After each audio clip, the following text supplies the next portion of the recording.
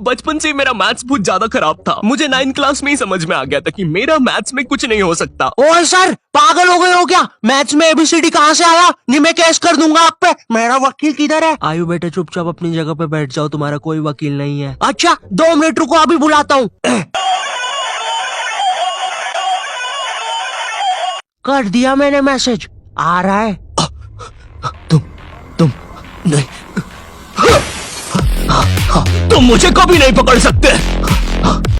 अरे लेकिन मैंने तो मजाक किया था, ये तो सच में ही भाग गए। सर भी फूट गया होगा रे खिड़की से। मैथ्स पर मुझे बचपन से भरोसा नहीं था। एक बार 5th क्लास में मैंने 9 का टेबल रटा था, 9 घंटे लगा के। अगले दिन स्कूल गया तो एक एबला बच्चा आके मुझे 9 का टेबल लिखने की ट्रिक बता रहा है। भाई 9 का टेबल कौन याद करता है यार? तू ऐसे लिख सकता है 9 8 7 6 5 4 3 2 1 1 2 3 4 5 6 7 8 9। माँ कसम बता रहा हूँ, उस टाइम वो बच्चा बस मुझे 9 का टेबल लिखने की ट्रिक बता रहा था, लेकिन न जाने क्यों उस टाइम वो मुझे मेरे 9 घंटे की मेहनत पे मूतता हुआ नजर आ रहा था। अरे 9 का टेबल कौन याद करता है? इससे तो 9 घंटे में स्टार उत्सव पे शाकरा का बूम बूम देख लेता।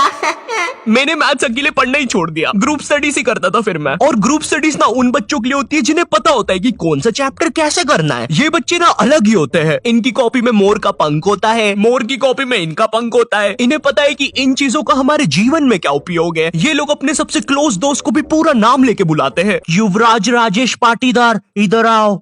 हाँ भाई, मेरे से ही काम है ना कि बाप को भी बुला के लाना पड़ेगा। ये वो बच्चे होते हैं जो घर में भी स्कूल यूनिफॉर्म में बैठ के पढ़ाई करते हैं। ये बच्चे 1 आवर 45 मिनट्स पढ़ने के बाद 15 मिनट का ब्रेक लेते हैं। नहीं, हमारे जैसे नहीं है कि 7 घंटे तक एक ही कॉपी के पन्ने को घूरे जा रहे हैं। उसमें भी कुछ याद तो हो नहीं रहा है। उल्टा 7 घंटे लगातार घूरने से पेपर के आर पार अलग दिखना चालू हो जाता है।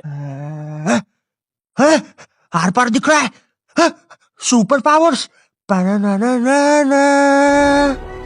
ए अंधे, पढ़ ले चुपचाप।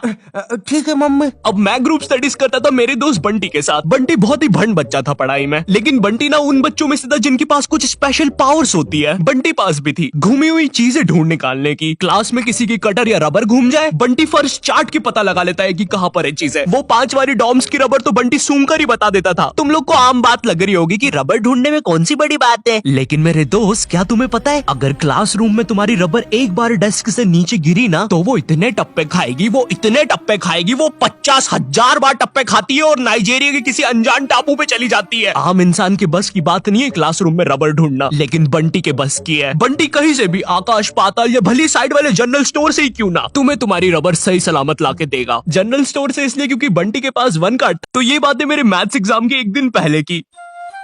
ये हैप्पी शिनचैन म्यूजिक क्यों बज रहा है भाई यहाँ पे? इतनी अच्छी सुबह नहीं होती यहाँ पे। ये एडिटर किधर है? रे सिमड़े, तेरे को बोला ना उल्टे सीधे म्यूजिक मत लगाया कर वीडियो में, समझ नहीं आती?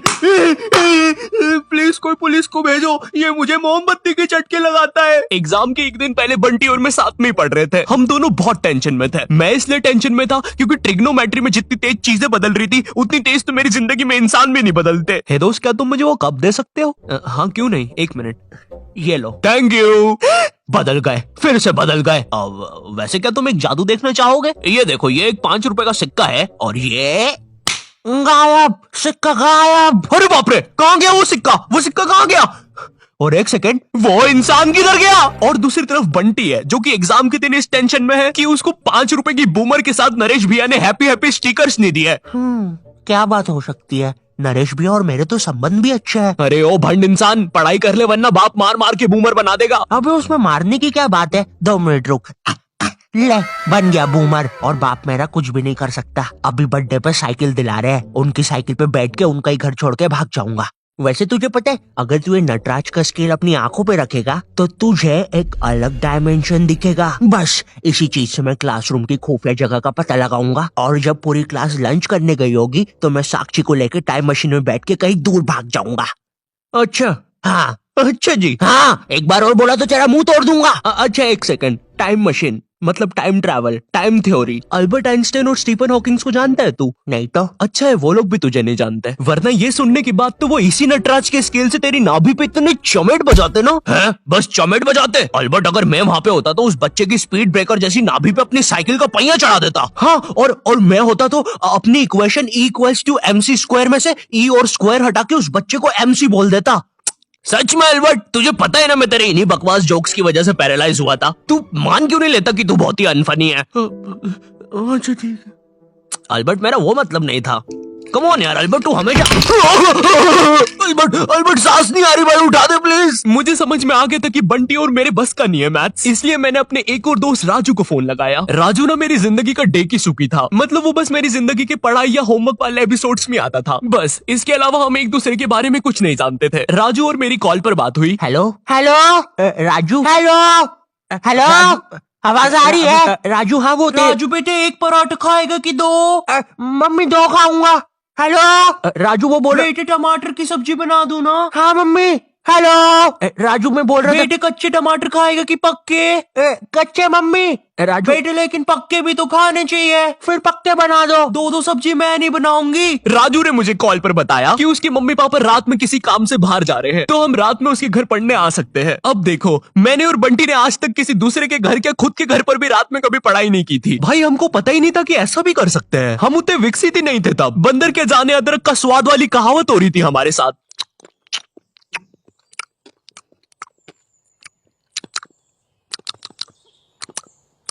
अरे ये क्या स्वाद है, समझ ही नहीं आ रहा। हम दोनों को पता तक नहीं है कि रात में पढ़ने के लिए लेके क्या जाना है। बंटी उधर विमल के झोले बांध रहा होता है। भाई देख, ये वाले झोले के अंदर अपना किराना है और ये वाले झोले के अंदर नाने मंजन का सामान है। और सुन, ये वाला झोला संभाल के रखना, इसके अंदर। अरे मेरा चश्मा किधर गया? अनुपमा देखते समय यही तो उतारा था कि बाहर छोड़ दिया। देख के आता हूँ। देख, इस बैग के अंदर। लेकिन बाहर मेरा चश्मा नहीं है यार। अनुपमा इतना बेकार शो भी नहीं हो सकता कि वो मेरी याददाश्त ही मिटा दे। एक बार और देख के आता हूँ, एक बार और। मैं पहली बार कब गया? देख के आता हूँ। देख, इस बैग के अंदर, इस बैग के अंदर, इस बैग के अंदर अपने पैसे हैं। और तूने मच्छर अगरबत्ती और भाले बंदूक रख ली है ना? भाले बंदूक क्यों है? अरे पागल, उधर शिकारी या भालुओं ने हमला किया तो। अरे ओ बंटी पगलेट, ग्रुप स्टडीज करने जा रहे हैं अमेज़न के जंगलों में नहीं। और बस कर, मेरे बाप कितना सामान पैक करेगा? एक रात के लिए ही जा रहे हैं? हम लोग रात में राजू के घर पहुंचते हैं, ऑफ कोर्स पढ़ाई का सामान लेके, और एक बड़ी सी 5 लीटर की थम्स अप की बोतल भी लेके, जिसके अंदर थम्स अप भी नहीं है, पानी भरा हुआ है। क्यों? किसी को नहीं पता, बंटी लेके आया था। और इस भंड मनुष्य से पूछ रहे तो बता भी नहीं रहा। बाद में राजू ने थोड़ा फोर्स किया तो पता है ये भाग के बाहर गया और बोतल के पानी से एक बकरे को भिगा के आ गया, वो भी ठंड में। और ऐसा भी नहीं कि थोड़ा सा भिगा के आया हो, पूरा 5 लीटर भिगा के आया था। भाई वो थम्स अप की बोतल में पता है कितना पानी आता है? वो घर में गिर जाए तो सुनामी आ जाती है, घर भेजाते हैं भाई लोगों के। मैंने कहा भाड़ में गया यार मैथ्स, मुझे पहले बंटी के बारे में जानना है। खैर उस रात राजू के घर जो भी चीजें हुई, उस मैथ्स एग्जाम के एक रात पहले जो चीजें हुई, वो अगर मैं तुम्हें इसी वीडियो में बताऊंगा तो ये वीडियो 20 मिनट की हो जाएगी। और 20 मिनट एनिमेशन बनाने के लिए ना ही मेरे पास पैसे है और ना ही तुम्हारे पास टाइम, इसलिए इस वीडियो का मैं पार्ट 2 बनाऊंगा, वो भी स्टोरी टाइम ही होगा। वो बहुत ज्यादा इंटरेस्टिंग होने वाला है, तो देखना मत भूलना। एंड वीडियो पसंद नहीं हो तो लाइक कर देना। मैं मिलता हूँ तुमसे नेक्स्ट वीडियो में, तब तक के लिए बाय। पार्ट 2 में ना मैं और अच्छी एक्टिंग करूंगा। बंटी रिकॉर्डिंग नहीं बंद हुई है अभी। सॉरी, मुझे लगा खत्म हो गई वीडियो। और इस भंड मनुष्य से पूछ रहे तो बता भी नहीं रहा।